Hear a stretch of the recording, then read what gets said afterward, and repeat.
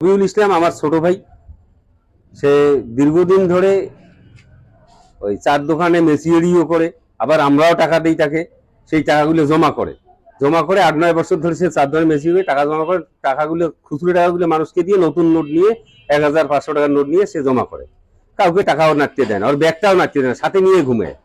এই ছেলে গত মঙ্গলবার এই পাটগ্রামে আসছে, আসিয়ে ওই বাজারে আসিয়ে এই যে হাবুর দোকানের পিছন পাশে যে প্রস্রাব করতে গেছে, মানে প্রস্রাব করে আসার সময় ওকে এই ছেলেটা, পরে চিনতে পারছি, আমরা ছবি দেখে চিনতে পারছি রাসেল।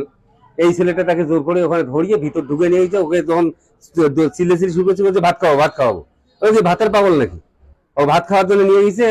নিয়ে যায় জোর করে একটা পাওটা উপরে তুলিয়ে ফেলার চায়, ফেলেরও পারে না। তারপর হাতটা পাও দিয়ে চাপি দিচ্ছে। ধরার পরে দেখলাম যে ছবিতে দেখতেছি যে ওখানে তার টাকা ঢুকা, মানি ব্যাগ, হাতের টাকাটা সব নিয়ে সে চলে গেল। ছবিতে আমরা দেখলাম। এইটার জন্য আমরা দ্রুত বিচার চাই, দ্রুত বিচারের আওতায় এনে তার দ্রুত বিচার চাই, এবং আমার ভাইটার যেন বিশ্ব বিচার পায় এবং সে পঙ্গু ভাতাও পায়। পর্যন্ত সে গ্রেপ্তার হয়নি, এই জন্য আইনের প্রতি আমি শ্রদ্ধাশীল হয়ে তার আইনের সুবিচার কামনা করছি।